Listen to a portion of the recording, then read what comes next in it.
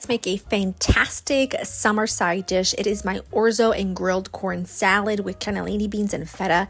It is sensational, and you're going to start off by taking a couple of ears of corn and popping that onto the grill. Careful it doesn't roll away from you, and just let that char all around. I also added a couple of really big cloves of garlic onto the grill. If your garlic cloves are smaller, I would do about 4, and let those get really nice and charred all over.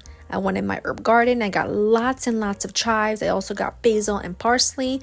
And once my corn and garlic were ready, I took them off and let them cool. To make the dressing in a food processor, I added all of my herbs, parsley, basil, tons of chives.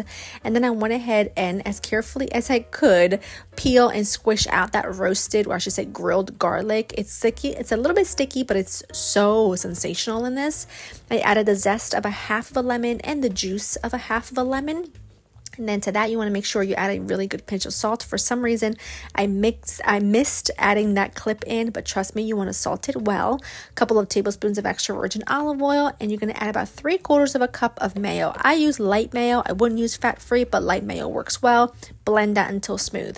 Take the corn and cut all of the kernels off, and now make sure you do this as safely as possible. But once you do that, set them aside. Finely chop tons of chives, although you could also use scallions as well. I just happen to have tons of chives. And then to a large bowl, you're going to add some cooked orzo pasta, slightly cooled, along with those corn kernels, lots of chives. I added cannellini beans for fiber and protein, and a half a block of feta that I just crumbled by hand, although you could just use crumbled feta. That is just fine and a little easier. Add in your dressing and give everything a really good stir. Best if you do this about an hour or 2 before you're ready to serve it, but you could also do this overnight, a couple days before, and make sure you bring it out to room temperature about a half hour before you want to serve it. It is sensational. You will love it, and it will go great along any grilled main as your side dish. The recipe is in the description. I hope you love it. I hope you make it, and I will see you in the next one. Bye bye.